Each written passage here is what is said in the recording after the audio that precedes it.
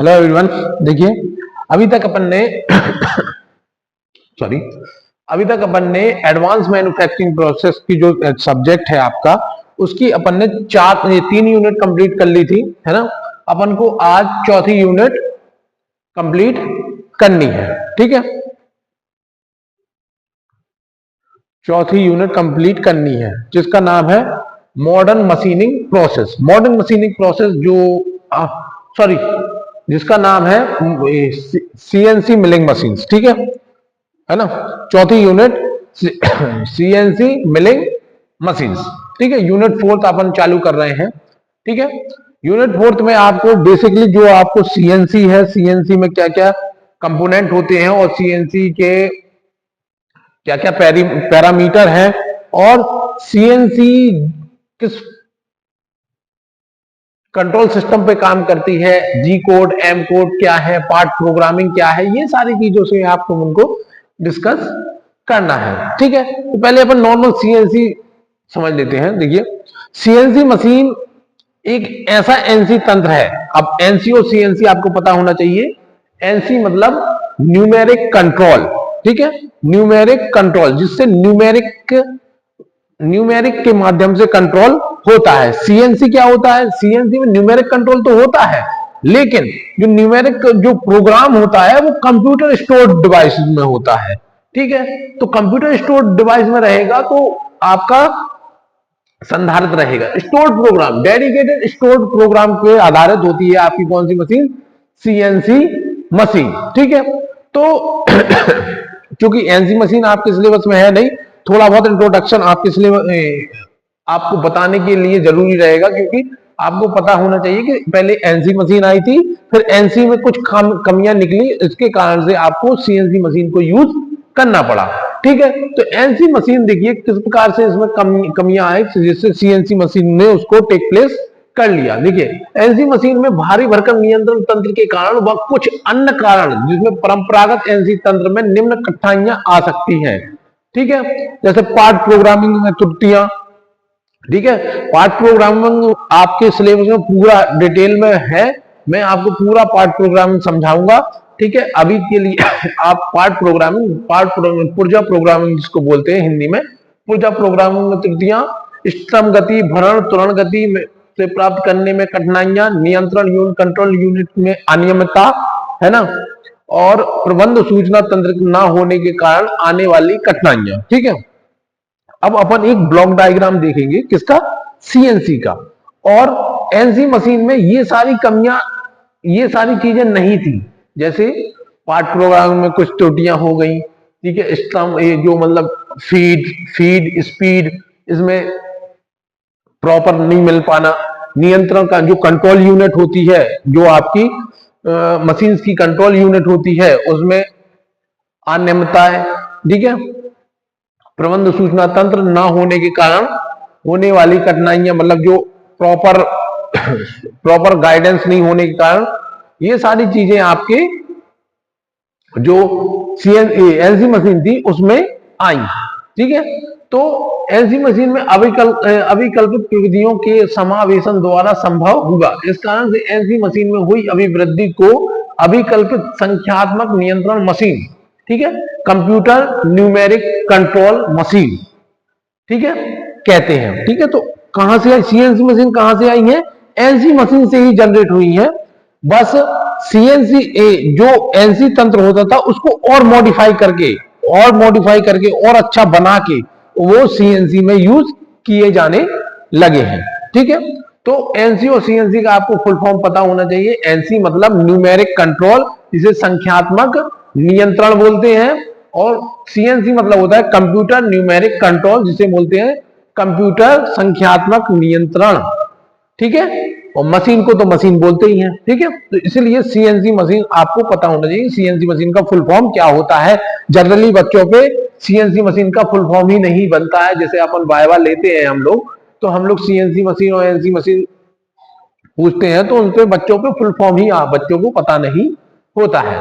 तो ये पूरा सीएनसी कैसे आपकी एनसी मशीन से सीएनसी मशीन बनी, ठीक है। अब देखते हैं, देखिए इधर से थोड़ा सा उजाला आ रहा था। सीएनसी मशीन में समर्पित अभिकल्पित डेडिकेटेड कंप्यूटर, ठीक है, डेडिकेटेड कंप्यूटर उपयोग किए जाते हैं। समर्पित अभिकल्पित वे होते हैं जो मेमोरी में केवल कुछ विशेष प्रोग्राम फीड किए जाते हैं। समर्पित अभिकल्पित इन विशेष प्रोग्रामों के लिए समर्पित रहता है, ठीक है, कार्यों में कर सकते हैं जो विशेष प्रोग्राम में है। इस अभिकल्पित और कोई अन्य कार्य विशेष प्रोग्रामों में को बदलना पड़ता है। मतलब सीधा सीधा कहने का मतलब ये है कि आपका जो प्रोग्राम रहेगा वो डेडिकेटेडली आपका वर्क पे, जो प्रोग्राम बनाया गया है, जो आपको काम करना है उस पर डेडिकेटेड रहेगा पूरा पूरा। देखिए ये पूरा कंट्रोल यूनिट, ये आपका कंट्रोल चार्ट है किसका, सीएनसी मशीन का एक ब्लॉक डायग्राम है। इसमें होता क्या है, देखिए ये पूरा, ये सारी चीजें आपकी पूरी मशीन्स में, सीएनसी मशीन का जो कंट्रोल यूनिट होता है, ठीक है, एक इनपुट डिवाइस होती है, पूरा ये मशीन कंट्रोल लूप होता है, ठीक है, ये ड्राइविंग सिस्टम होता है, और ये पूरा मशीन का वो वाला पार्ट होता है जहां पे काम किया जाता है, ठीक है। ड्राइविंग सिस्टम होता है, जो ड्राइविंग सिस्टम इस पूरे सिस्टम को जो चलाएगा, भाई क्या आपका कटना है, क्या कैसा कटना है, कितना कटना है, क्या करना है, वो वाला पार्ट। तो पूरा मशीनिंग प्रोसेस यहाँ पे संपर्क हो, मतलब होगा, और यहां से फिर फीडबैक जाएगा किस पे, जो आपकी कंट्रोल यूनिट है, ठीक है। ये फीडबैक वाला सिस्टम जो आपकी एनसी मशीन रहती है उनमें नहीं होता था, ठीक है, जिससे प्रॉपर कटिंग नहीं होती थी। अब देखिए इनपुट डिवाइस में आप, इनपुट डिवाइस जैसे आपके कीबोर्ड हो गया, है ना, बहुत सारी इनपुट डिवाइस होती है कंप्यूटर में, लेकिन मेन जो इनपुट डिवाइस होती है वो होती है आपका प्रोग्राम, ठीक है। प्रोग्राम को एक, जो भी आप स्टोरेज डिवाइस रहती है उसमें स्टोर करके एक प्रोग्राम बनाते हैं, और उस प्रोग्राम को आपको कंट्रोल यूनिट में लगाना होता है। जब आप कंट्रोल यूनिट में प्रोग्राम लगाते हैं तो जो आपका उसका जो मशीन का, सीएनसी मशीन का ऑपरेटिंग सिस्टम होता है, अलग अलग ऑपरेटिंग सिस्टम होते हैं, जैसे अभी फाकुन एक ऑपरेटिंग, वो फाकुन सिस्टम है जो सीएनसी मशीन का, वो बहुत अभी चर्चा में है, ठीक है। तो इसमें कंट्रोल रूप में वो सॉफ्टवेयर रहता है फाकुन सॉफ्टवेयर, फाकुन पे वर्क करता है पूरा सीएनसी, ठीक है। तो सीएनसी मशीन्स में आपने यहाँ पे इनपुट दिया, प्रोग्राम ने उसको, मशीन कंट्रोल यूनिट ने उसको एनालाइज किया कि भाई क्या कैसा प्रोग्राम है, उसको एनालाइज करके ड्राइविंग सिस्टम पर भेज दिया। अब ड्राइविंग सिस्टम ने उस प्रोग्राम को कहां पे भेजा, मशीन को गाइडेंस कर दिया। अब जब मशीन को गाइड किया उसने, ठीक है, तो मशीन को गाइड किया तो जो जैसा प्रोग्राम आपने बनाया होगा, ठीक है, सपोज एन जी 01 फीड इतनी, स्पीड इतनी, एक्स एक्सिस में डायरेक्शन इतना, वाई एक्सिस में डायरेक्शन इतना, जेड एक्सिस में डायरेक्शन इतना, फीड इतनी देनी है, स्पीड इतनी रहेगी, कोई मिसलेनियस फंक्शन दे दिया आपने, मिसलेनियस फंक्शन मतलब एम कोड दे दिया, और आपने ये दे दिया, तो ये पूरा एक ब्लॉक हो गया। ये आपका एक सॉफ्टवेयर का एक ब्लॉक होता है। ये ऐसे कई सारे ब्लॉक्स बनते हैं पार्ट प्रोग्रामिंग में। जब मैं आपको पार्ट प्रोग्रामिंग बताऊंगा तो बिल्कुल एक एक चीज बताऊंगा उसमें क्या क्या होता है। तो मशीन ने एनालाइज किया, मशीन ने एनालाइज करके आपका जो ड्राइविंग सिस्टम है उस ड्राइविंग सिस्टम पे उसने भेज दिया।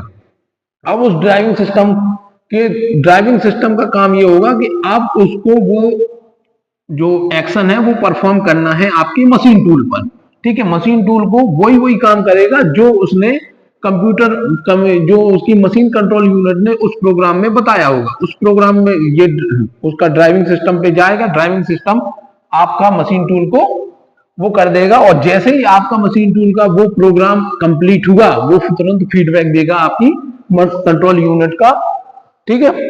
वो तुरंत फीडबैक देगा किसको, कंट्रोल यूनिट को। कंट्रोल यूनिट को जैसे ही फीडबैक देगा और मशीन बंद हो जाएगी, ठीक है।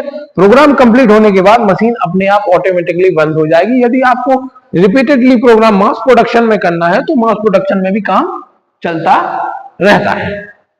तो ये पूरा ब्लॉक डायग्राम था किसका, सीएनसी मशीन्स का, और किस प्रकार से आपकी ये मशीन्स वर्क करती है, ठीक है।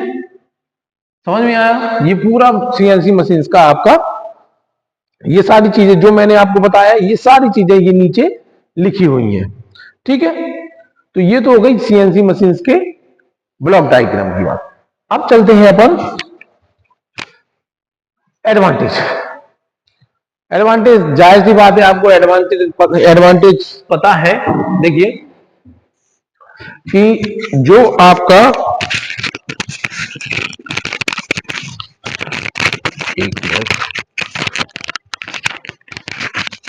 हाँ देखिए जो सीएनसी मशीन के लाभ,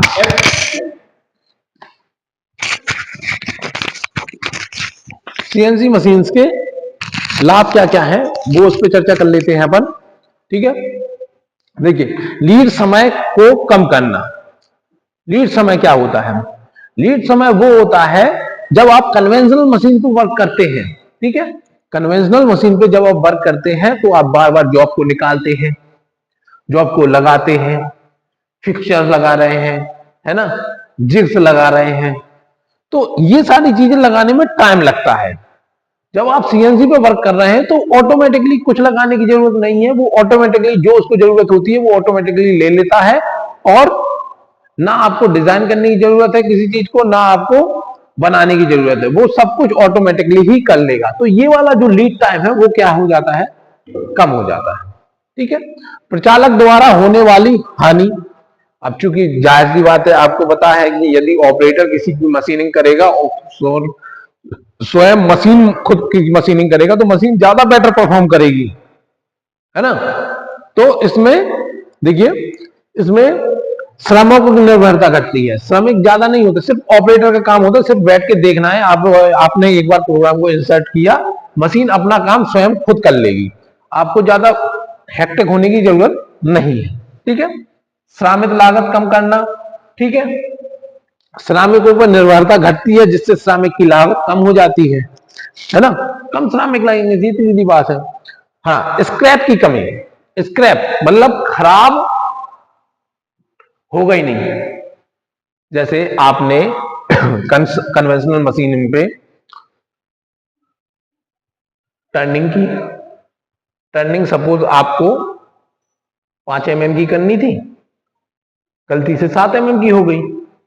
ठीक है, आपने किया, है ना, और गलती से 7 mm, तो फिर वो प्रोडक्ट खराब हो गया, आपका प्रोडक्ट खराब हो गया, उसको आपने स्क्रैप में डाल दिया।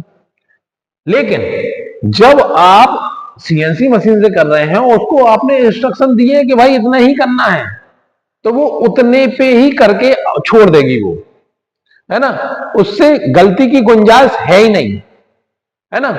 तो यही सब लिखा होगा। देखिए, प्रचालक एक ही समय पर 2 मशीन चला सकता है। सॉरी, खराब होने पर माल को कम कर दिया जाए, इसलिए मैनुअली काम कम होता है, जिससे गुणवत्ता का उत्पाद प्राप्त होता है। महंगी मूल सामग्री की बचत होती है, इसमें प्रोग्राम मशीनिंग होती है, इसलिए श्रमिकों द्वारा की जाने वाली हानि कम होती है। ठीक है, इंस्पेक्शन टाइम, इंस्पेक्शन टाइम कम होता है। इंस्पेक्शन करने की कोई जरूरत नहीं है, जितना आपने प्रोग्राम में बताया है उतना ही कटिंग होगी, उससे ना ज्यादा कम होगी ना ज्यादा होगी। हाँ, किसी किसी की जो एक्यूरेसी रहती है वो प्लस माइनस 0.022 वेरी करती है, वो हर मशीन में रहती है। वो एक्यूरेसी, एक एक्यूरेसी और प्रिसीजन का मार्जिन लेके चलते हैं, वो खुद मशीन का ही स्पेसिफिकेशन में होता है। ठीक है, तो ये सारे एडवांटेज थे। अब उसकी कुछ हानियां हैं। देखिए, हानियां को नॉर्मली होएंगी। देखिए, हाई कॉस्ट होती है, क्योंकि भाई इतनी बड़ी मशीन होगी तो इनिशियल कॉस्ट तो हाई रहेगा ही रहेगा। अधिक अधिक रखरखाव की आवश्यकता, बिल्कुल रखरखाव की आवश्यकता होती है, बहुत सारी चीजें देखनी पड़ती हैं आपको। उसका पूरा कंप्यूटर का मेंटेनेंस देखना पड़ेगा, उसकी पूरी मशीनों का मेंटेनेंस देखना पड़ेगा, कूलेंट का मेंटेनेंस देखना, सारी चीजों का मेंटेनेंस बहुत हाई रहता है। दक्ष व्यक्तियों की लागत, और ये भी जाहिर सी बात है कि यदि उसमें कोई वर्कर काम कर रहा है तो उसको पूरा प्रोग्राम की समझ होनी चाहिए, पूरे मशीन पार्ट्स की जानकारी होनी चाहिए, पूरा मशीन में दक्ष होना चाहिए, स्किल्ड वर्कर की आवश्यकता होती है। ठीक है, तो ये कुछ हानियां हैं आपकी। विद्युत और सॉफ्टवेयर पर निर्भरता, सॉफ्टवेयर पर निर्भरता होती है, क्योंकि अगर आप प्रोग्राम बना रहे हैं तो प्रोग्राम आपका जो बनेगा वो स्किल्ड वर्कर के द्वारा ही स्किल्ड इंजीनियर के द्वारा ही बनाया जाएगा। ठीक है, और प्रोग्रामिंग, जाहिर सी बात है प्रोग्रामिंग बहुत जटिल होती है उसकी, क्योंकि सारा काम पूरा प्रोग्राम पे ही होता है, बहुत कॉम्प्लेक्स होती है।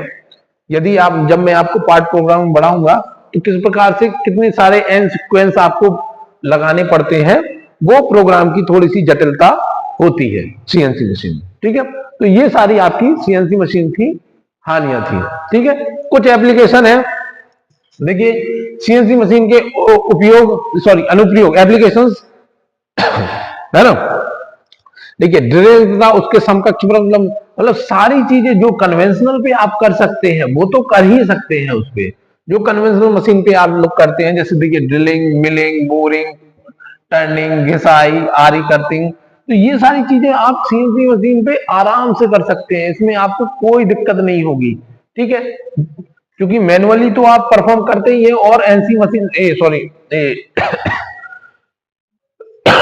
जो आपकी कन्वेंशनल मशीनें हैं, ये सारी प्रोसेस आपने देखी है कि उनपे की जाती है, लेकिन वो एनसी मशीन से भी वो सारी प्रोसेस की जाती है और काफी इफिशियंट वे में आप इनको कर सकते हैं। देखिए सीएनसी मशीन में निम्न प्रकार की धातुओं के मशीनों के लिए उपयुक्त, अब कुछ ऐसी प्रक्रम भी है जो आप कन्वेंशनल मशीन से नहीं कर सकते, है ना।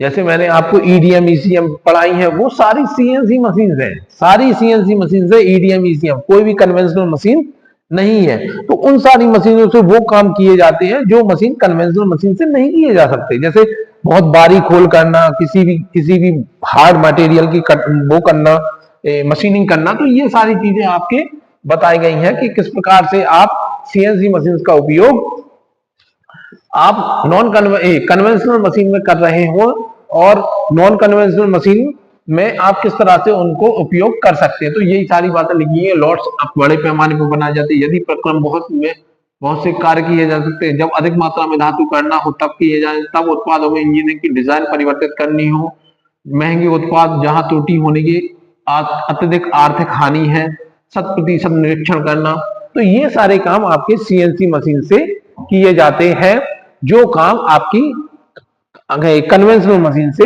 नहीं हो सकते। ठीक है, तो इस प्रकार के आपकी ये सीएनसी मशीन के एप्लीकेशंस रहते हैं।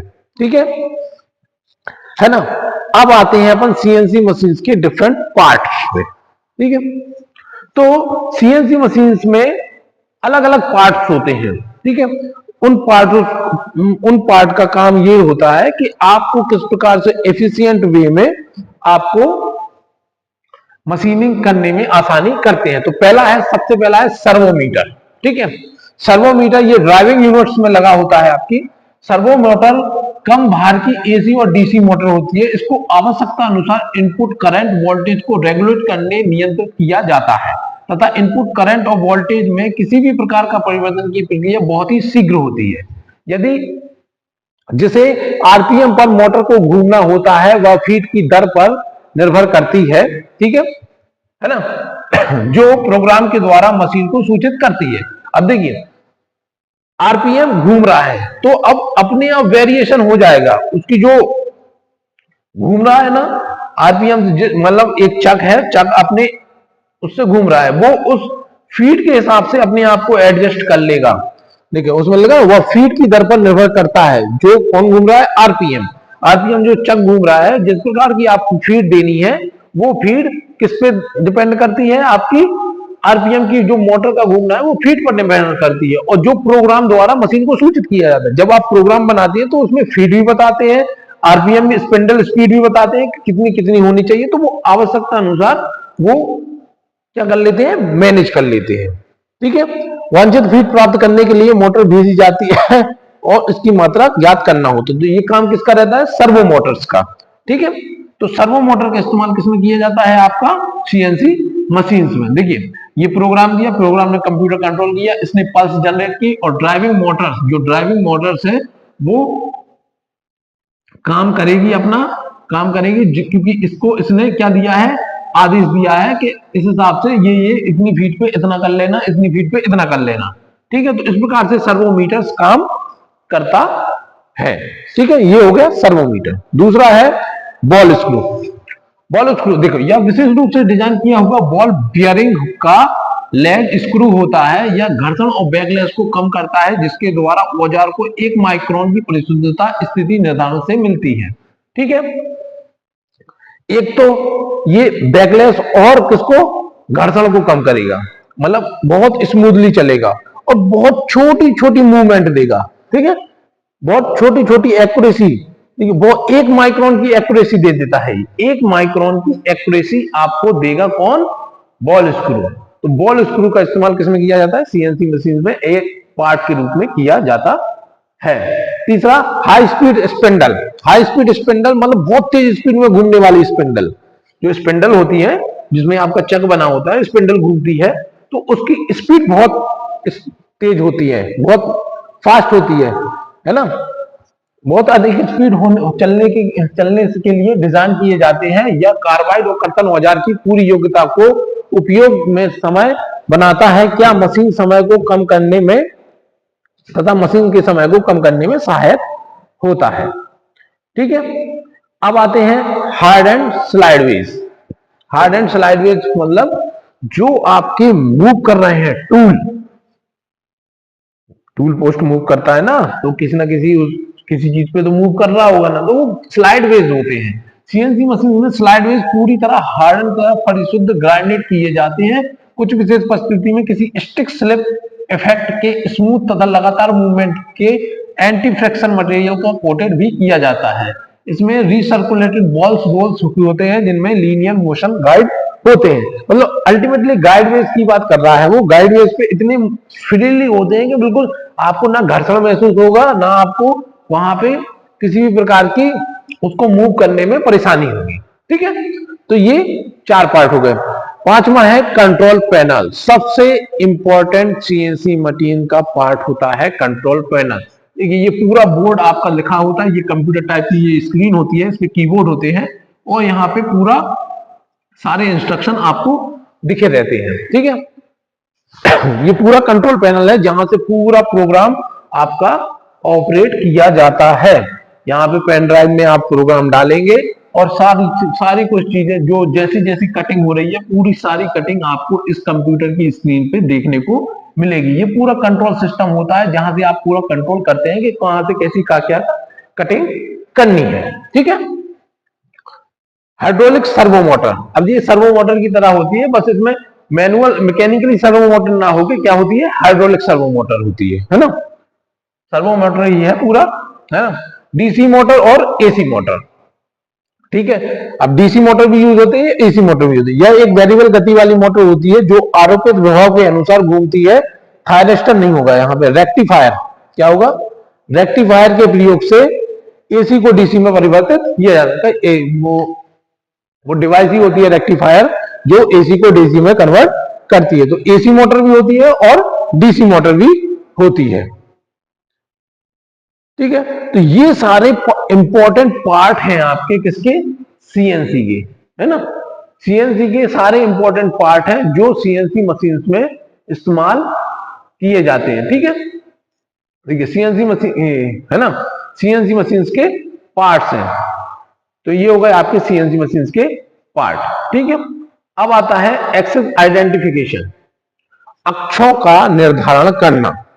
ठीक है, अब अक्षों का निर्धारण कैसे करेंगे, कौन सा अक्ष कौन सा होता है। यदि मान लो आपका इस प्रकार से एक मशीन रखी हुई है, मशीन में ये इस प्रकार से चक है और जॉब आपका ऐसा फंसा हुआ है। ठीक है, चक ऐसा घूम रहा है और जॉब ऐसा फंसा हुआ है। तो आपको एक्सिस का आइडेंटिफिकेशन करना है कि एक्सिस कैसी कैसी रहेंगी। तो जाहिर सी बात है कि देखिए आप इस एक्सिस में ये है ना, एक्सिस इस प्रकार से आपका जॉब रखा है, तो ये वाली एक्सिस एक्स एक्सिस ले लो। ठीक है, फीड जिस डायरेक्शन में देते हैं वो वाई एक्सिस रहेगी, है ना। और ये वाली कहलाएगी जेड एक्सिस। जब एक्स वाई हो गए हैं तो जेड एक्सिस ये कहलाएगी। तो वही कुछ बताया गया है एक्सिस आइडेंटिफिकेशन में। देखिए इस प्रकार से आपको बताया गया है ना, जेड एक्सिस कैसे लेना है, एक्स एक्सिस कैसे लेना है। तो मैंने आपको बताया, देखिए एक्स एक्सिस उन्होंने कैसे लिया, वर्कपीस पर कटिंग टूल की गति की दिशा में एक्स एक्सिस के अनुसार ली जाती है। अब देखिए वर्कपीस से ये है, ठीक है, वर्कपीस से ये है, कटिंग दिशा ये है। तो कटिंग दिशा ये वाला ले लिया उसने, एक्स एक्सिस ले लिया ना, एक्स एक्सिस। भाई ये टूल है आपका, ये टूल है, ये वर्कपीस है। तो जिस अब ये ऐसा आगे बढ़ेगा तभी जाके कटिंग पॉसिबल होगी। तो उसने ये वाली डायरेक्शन, कौन सी डायरेक्शन ले ली, ये एक्स एक्सिस ले ली, फिर इसके वाई एक्सिस हो गई, ठीक है, ये वाई एक्सिस हो गई, और फिर इसके एक ही डायरेक्शन बची है, ये जेड एक्सिस हो गई, ठीक। तो ये ऐसे एक्सेस आइडेंटिफिकेशन का काम किया जाता है किसमें, सीएनसी मशीन में, क्योंकि एक्सेस आइडेंटिफिकेशन ऑलरेडी होता है ना। तो ये एक्सेस आइडेंटिफिकेशन आपके सिलेबस में है, तो उस हिसाब से उन्होंने देखिए, अब जैसे आपकी ये टेबल है और यहाँ पे आपका जॉब लगा हुआ है, तो उनने एक्स एक्सिस टेबल के मूवमेंट से, क्योंकि ये यदि फिक्स होगा ये, है ना, तो टेबल के मूवमेंट्स के हिसाब से या फिर आपका जॉब मूवमेंट होगा, टेबल फिक्स होगी, तो देखिए एक्स एक्सिस उन्होंने इस डायरेक्शन में ले ली, 3D में बात कर रहे हैं अपन, 2D में बात नहीं कर रहे, एक्स एक्सिस इस डायरेक्शन में, ठीक है, वाई एक्सिस इस डायरेक्शन में, है ना, वाई एक्सिस इस डायरेक्शन में, एक्स एक्सिस इस डायरेक्शन में, और जेड एक्सिस ऊपर नीचे की डायरेक्शन में, ठीक है। तो ये एक्स एक्सिस आपको डायरेक्शन का वो इसलिए होना चाहिए क्योंकि जब आप पार्ट प्रोग्रामिंग करते हैं तो वहां पे आपको बताना होता है कि आपका कितना एक्स एक्सिस डायरेक्शन में जाएगा, कितना वाई एक्सिस डायरेक्शन में जाएगा, कितना जेड एक्सिस डायरेक्शन में जाएगा, है ना, सारी वैल्यू आपको पुटअप करनी होती है। इसलिए आपको पता होना चाहिए कि एक्स एक्सिस कौन होगी, उसकी वाई एक्सिस कौन होगी और जेड एक्सिस कौन होगी, इसलिए एक्सिस आइडेंटिफिकेशन जरूरी होता है। ये सारी चीजें आप जो मैंने समझाया वही सब कुछ लिखा हुआ है, ठीक है। अब देखिए ये तो हो गई एक्स एक्सिस, वाई एक्सिस और जेड एक्सिस, ठीक है।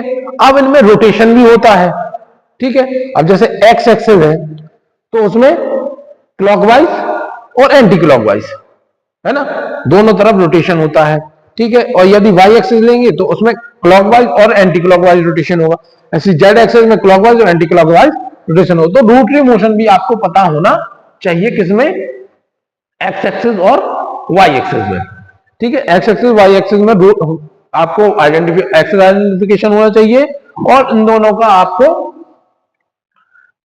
वो भी पता होना चाहिए, ठीक है।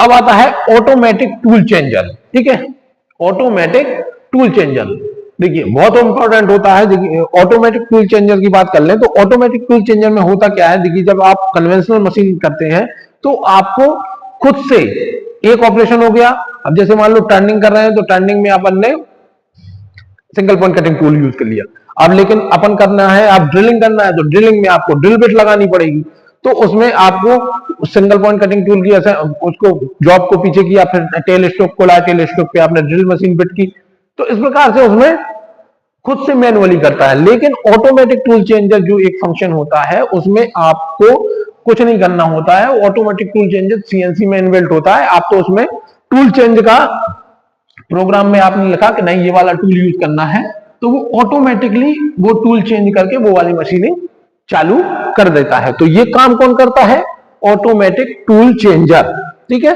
एटीसी बोलते हैं उसको, एटीसी ऑटोमेटिक टूल चेंजर अपने आप ही उसका ऑटोमेटिक टूल आपका चेंज हो जाता है। और जो भी मशीनिंग प्रोसेस है, जैसे आपने टर्निंग कर ली, टर्निंग के बाद आपको ड्रिलिंग करनी है तो आपको मैनुअली चेंज नहीं करना पड़ेगा, उसमें ऑटोमेटिकली वो चेंज होके मशीनिंग कर देगा।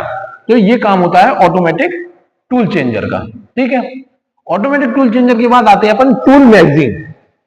अब देखिए टूल मैगजीन की बात हो रही है, टूल मैगजीन जैसे गन की मैगजीन होती है, गन की मैगजीन में गोलियां रखी रहती है, उसी प्रकार से टूल मैगजीन में क्या रहेंगे, टूल रहेंगी। तो टूल मैगजीन में देखिए टूल मशीनी प्रक्रिया के दौरान आवश्यक टूलों को भंडारित करने के लिए टूल मैगजीन का प्रयोग किया जाता है। टूल मैगजीन में 12 टूल से लेकर 200 टूल तक हो सकते हैं। अब अलग अलग टाइप की टूल मैगजीन होती है जिसमें अलग अलग टाइप की क्वांटिटी के टूल्स रखे रहते हैं। तो दो होते हैं, ड्रम टाइप टूल मैगजीन और chain type tool magazine. Drum type tool magazine में देखिए इस प्रकार से ड्रम टाइप का एक वो होता है जिसमें ये टूल्स रखे हुए हैं, जो भी आपको टूल की जरूरत है वो टूल ऑटोमेटिकली वो पिकअप करेगा। आपको सिर्फ इनपुट किसमें देना है, आपको इनपुट देना है जो आपकी मशीन्स है उस मशीन्स में आपको इनपुट देना है ना, उसमें आपको इनपुट देना है, ठीक है, इनपुट देना है और आपका जो भी टूल चाहिए होगा उस वो टूल ले लेगा। इसी प्रकार से एक चेन टाइप मशीन टूल होती है, चेन टाइप मशीन टूल इस टाइप की टूल होता है, वो होती है टूल मैगजीन। तो इसमें विभिन्न प्रकार के टूल चेन टाइप में रखे हुए होते हैं और जो भी आपने उसमें प्रोग्राम किया, प्रोग्राम में आपने जो भी टूल चेंज का ऑप्शन दिया उस टूल से वो पिकअप कर लेगा और ये होगा।